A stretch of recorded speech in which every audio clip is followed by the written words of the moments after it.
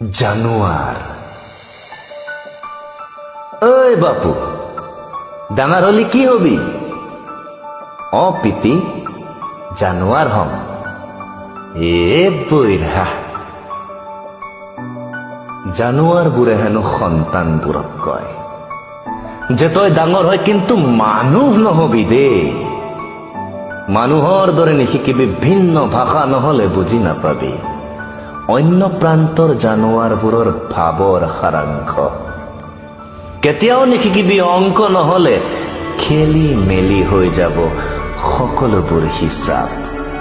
আনকি নিপিন্ধিবি কাপোৰ, নহলে লাজ ঢাকিবলৈ পিন্ধা কাপোৰ ফালি দিবলৈ আজিকালি কোনেও লাজ নকৰে।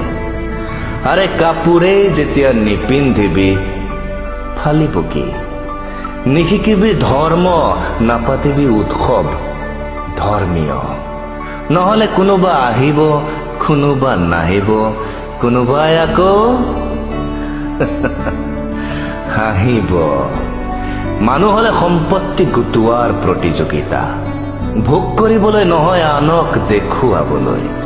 মানুহ হলে কিনিব লাগিব মহঙা পালেং, শুবলৈ নহয় আনৰ টোপনি ভাঙিবলৈ। তাতকৈ আমাৰ জানুৱাৰবোৰৰে ভাল। না উচ্চাকাংক্ষা, না দিবা স্বপ্ন, না ভ্ৰম, না আমাৰ দুনিয়াত বৃহৎ বৃহৎ অট্টালিকা, না বৃদ্ধাশ্ৰম।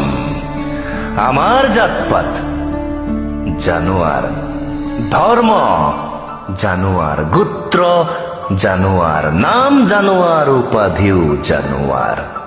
আমি জানুৱাৰবোৰ কেৱল জানুৱাৰ, কিন্তু মানুহবোৰ কেৱল মানুহ নহয়। মানুহৰ আগত তেওঁলোক হিন্দু, কিছুমান আকৌ মুছলমানো। তই মুঠতে বুজি ল কথাষাৰ যে আমি যেনেকৈ জানুৱাৰ হৈ আছো, ডাঙৰ হৈ তয়ো তেনেকৈ কেৱল জানুৱাৰ হৈয়েই থাকিব লাগিব। মানুহ হলে মানুহবোৰে তোক মানুহ হৈ থাকিবলৈ নিদিব, তেন্তে কি লাভ?